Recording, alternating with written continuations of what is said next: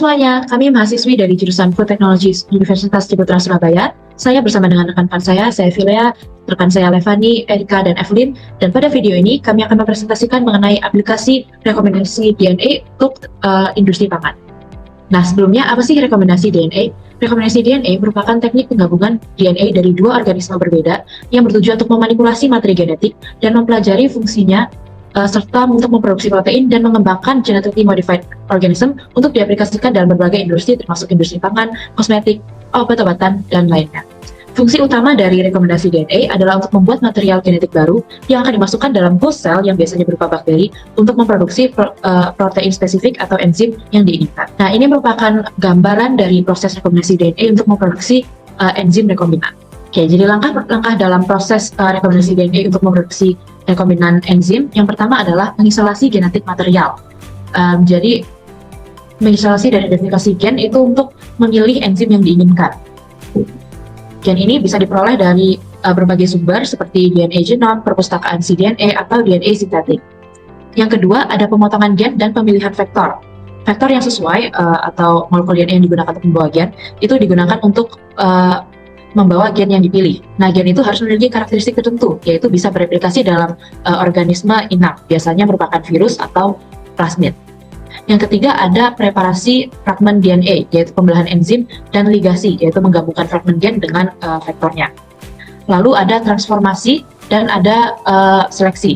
Transformasi merupakan proses di mana vektor rekombinan dimasukkan ke dalam organisme inang, umumnya bakteri seperti Escherichia coli, ragi, atau bahkan sel tumbuhan. Lalu itu melalui proses yang disebut dengan transformasi tersebut. Nah, hal ini dapat dicapai dengan menggunakan metode seperti menggunakan sengatan panas, elektroporasi, atau perlakuan kimia. Jadi heat shock itu sengatan panas. Lalu ada kultivasi. Kultivasi merupakan pengembangbiakan bakteri untuk memperbanyak rekombinan DNA tersebut. Dan terakhir ada pemanenan dan karakterisasi, yaitu memanen bakteri tadi, lalu ekstraksi dan pemurnian rDNA, dan mengidentifikasi karakteristik untuk menyocokkannya dengan kesesuaian untuk aplikasi yang kita inginkan. Oke, selanjutnya saya akan jelaskan tentang peran dari adanya rekombinan DNA ini. Nah, sebenarnya teknologi DNA rekombinan itu memungkinkan untuk kita memperkenalkan mutasi yang diinginkan pada posisi yang telah ditentukan sebelumnya pada gen apapun. Jadi, DNA rekombinan ini dia akan berperan untuk nantinya akan menghasilkan suatu rekayasa genetik dengan gen yang kita inginkan. Kayak misalkan seperti yang sudah dijelaskan di pembelajaran sebelumnya, kalau misalkan kita pengen ada gen suatu organisme baru dengan misalkan gen antibiotik atau mungkin kayak antivirus atau anti hama, maka kita akan menggunakan gen antivirus itu untuk kita tambahkan atau kita pindahkan ke organisme lain yang akan menghasilkan satu organisme dengan genetik yang berubah. Nah, jadi nanti goal dari adanya rekombinan DNA ini karena dia akan memungkinkan untuk produksi protein dengan sifat yang diubah.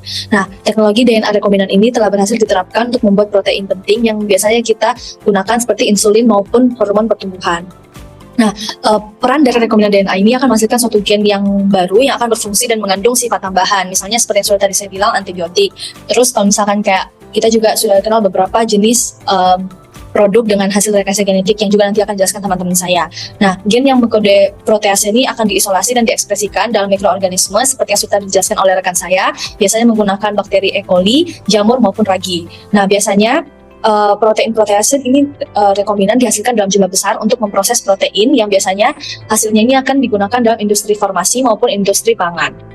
Next. Nah, lalu ini ada sedikit gambaran contoh dari adanya rekombinan DNA. Misalkan dari kita akan mengambil DNA dari babi, nah nanti itu dia akan menggunakan enzim restriksi untuk memotong DNA-nya itu, lalu dia akan disambungkan atau dipasangkan dalam suatu plasmid. Nah, plasmid ini akan berfungsi sebagai kendaraan gitu ya, jadi sebagai vektor untuk nanti dia itu akan di-glue menggunakan enzim ligase yang juga nanti akan diperkenalkan pada hostnya, yaitu di sini menggunakan bakteri E. coli. Nah, nanti hasilnya itu akan bereplikasi dan hasil replikasinya ini akan digunakan dalam industri pangan sebagai protein maupun enzim. Next. Nah, selanjutnya adalah keuntungan dari penggunaan DNA rekombinan di dalam pembuatan enzim rekombinan. Jadi untuk enzim rekombinan yang dihasilkan itu, yang pertama enzimnya akan spesifik. Jadi enzim rekombinan yang terbentuk akan lebih spesifik dan lebih murni dengan waktu pemrosesan yang lebih singkat untuk diaplikasikan ke industri pangan. Misalnya ketika kita mau membuat enzim rekombinan yang baru yang lebih spesifik seperti enzim amilase untuk langsung digunakan ke dalam produksi sirup glukosa, atau misalnya kita juga dapat langsung untuk membuat enzim laktase yang spesifik ataupun enzim lipase yang lebih spesifik. Kemudian juga selanjutnya enzim rekombinan itu akan diproduksi dalam jumlah yang lebih besar dibandingkan strain asli dan juga akan menghasilkan konsistensi. Jadi untuk enzim yang dihasilkan itu melalui mikroorganisme yang seperti sudah Erika sebutkan seperti E. coli, Saccharomyces ataupun Aspergillus, itu akan menghasilkan enzim rekombinan yang lebih besar dalam jumlah yang lebih besar. Kemudian selanjutnya adalah peningkatan kemampuan enzim. Jadi untuk melalui penggunaan DNA rekombinan tersebut akan meningkatkan sifat dari enzim rekombinan itu sendiri. Misalnya enzim rekombinan jadi tahan terhadap pH, tahan terhadap suhu tinggi ataupun memiliki aktivitas enzim yang lebih baik. Next. Untuk keuntungan selanjutnya juga ada efisiensi biaya, karena pembentukan enzim rekombinan itu mampu untuk menekan biaya karena proses yang lebih efisien dan efektif. Kemudian penggunaan dari enzim rekombinan itu sendiri dapat digunakan secara berulang. Kemudian juga kita dapat menghindari produksi metabolit lainnya, karena tadi pembentukan enzim rekombinan itu akan dirancang untuk mengenali langsung substrat tertentu, yaitu tadi enzim rekombinan yang lebih spesifik, sehingga meminimalisir terjadinya reaksi dari enzim dengan substrat lainnya yang akan menghasilkan metabolit lainnya. Kemudian juga ada efisiensi imobilisasi, di mana pembentukan enzim rekombinan yang dibatasi mobilitasnya dapat mempertahankan aktivitas katalitik dan dapat digunakan ke dalam beberapa siklus reaksi. Boleh next? Setelah dari keuntungan, ada pula tantangan dalam penggunaan DNA rekombinan terhadap enzim rekombinan. Misalnya akibat dari imobilisasi itu sendiri, enzim itu dapat mengalami perubahan stabilitas termal dan juga penyimpanan. Jika enzim yang berasal dari sumber ragi, jamur, tumbuhan, dan mamalia, suplainya akan terbatas dan juga akan mahal. Sementara untuk yang berasal dari sumber jamur, itu tumbuhnya akan lebih pelan dan juga dapat memproduksi mikotoksin. Boleh next? Selanjutnya juga stabilitas dari enzim itu sendiri. Sebenarnya enzim rekombinan yang dihasilkan mungkin akan bersifat kurang stabil jika dibandingkan dengan enzim alami, tapi hanya pada beberapa kondisi tertentu. Selain itu juga pada proses pembuatan enzim rekombinan, biaya awalnya akan lebih tinggi karena membutuhkan untuk penelitian dan pengembangan yang cukup banyak. Boleh next? Next adalah aplikasi DNA rekombinan dalam industri pangan. Nah, ini adalah salah satu contohnya seperti penerapan enzim protease dalam pembuatan keju, lalu juga ada penggunaan enzim amilase dalam fermentasi industri, dan lain-lain.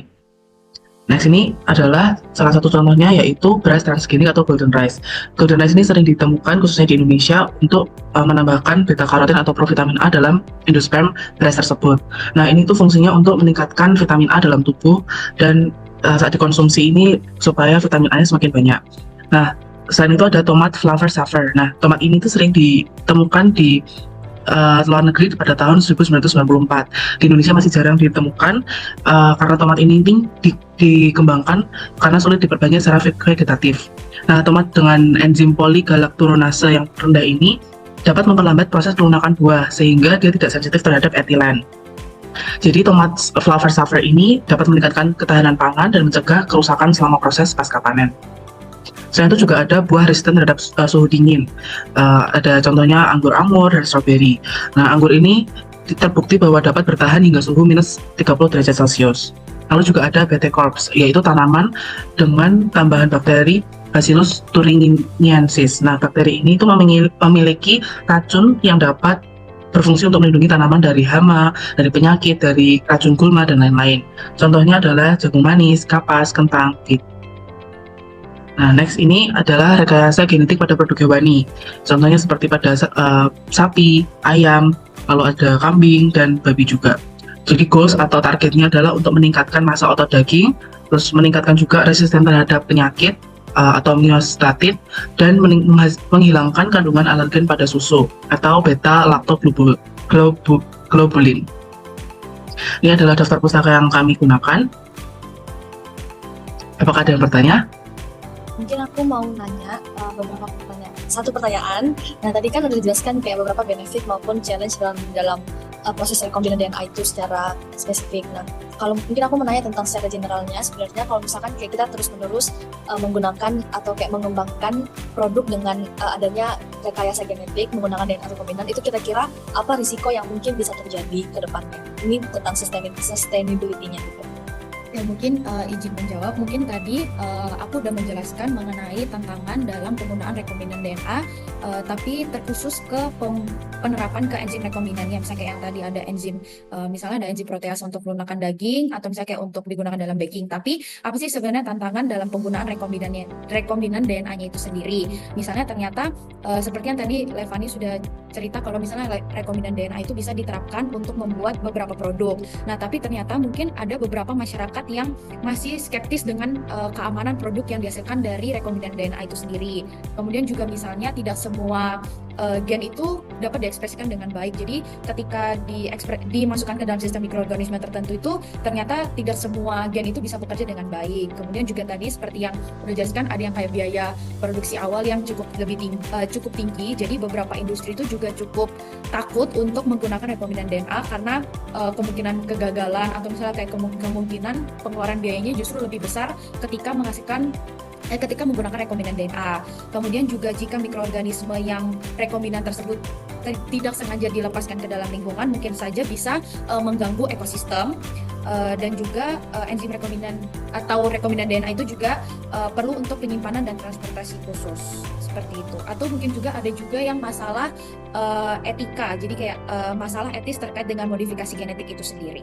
Dan ada juga tentang kemungkinan, karena yang tadi aku juga udah bilang tentang ada beberapa masyarakat yang takut untuk menggunakan produk yang berasal dari rekombinan DNA karena kemungkinan dampak dari kesehatannya itu sendiri juga belum jelas. Seperti itu. Apakah cukup menjawab, Erika? Terima kasih. Oke, mungkin untuk melanjutkan jawaban dari Evelyn, saya jadi ada pertanyaan. Saya ingin bertanya, apakah ada regulasi atau aturan yang diatur di Indonesia tentang produk hasil rekayasa genetika atau tentang produk yang hasil dari teknologi rekombinan DNA untuk memastikan keamanan pangannya? Oke, saya izin menjawab. Jadi sebenarnya di Indonesia sendiri sudah ada peraturan mengenai produk rekayasa genetika. Itu pada peraturan pemerintah nomor 21 tahun 2005 tentang keamanan hayati produk rekayasa genetik. Nah, peraturan ini tuh membahas tentang mulai dari definisi rekayasa genetika itu apa, terus prosedur perizinan seperti apa, hingga pengawasannya itu bagaimana.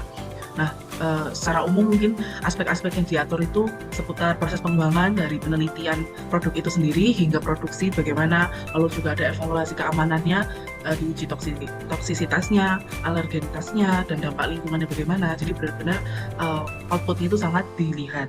Lalu juga ada pelabelan, yaitu juga dilihat supaya konsumen itu tetap concern dan nggak takut untuk mengkonsumsi produk rekayasa genetik. Nah, yang terakhir juga ada pengawasan. Jadi memang sampai saat ini pun produk rekayasa genetika yang berkembang ini selalu diawasi dan terus dalam proses pengawasan. Thank you. Oke, sekian dari presentasi kami. Kami berharap video ini dapat membantu untuk menjelaskan tentang rekomendasi DNA dan menjawab pertanyaan-pertanyaan yang ada. Sekian dari kami, terima kasih.